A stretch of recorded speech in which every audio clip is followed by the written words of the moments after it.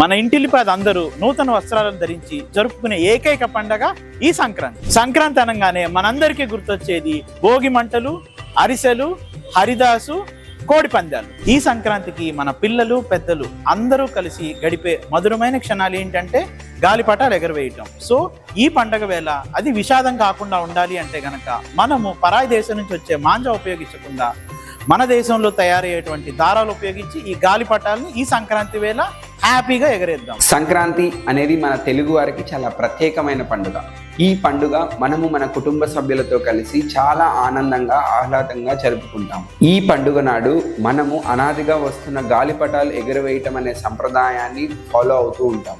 గాలిపటాలు ఎగురవేసే సమయంలో మాంజా దారం బదులు మన దేశీయ దారాన్ని ఉపయోగించి గాలిపటాలు ఎగురవేయాలి. అందరికీ కిమ్ శిఖరా ఫ్యామిలీ తరపు నుంచి భోగి, సంక్రాంతి మరియు కనుమ శుభాకాంక్షలు.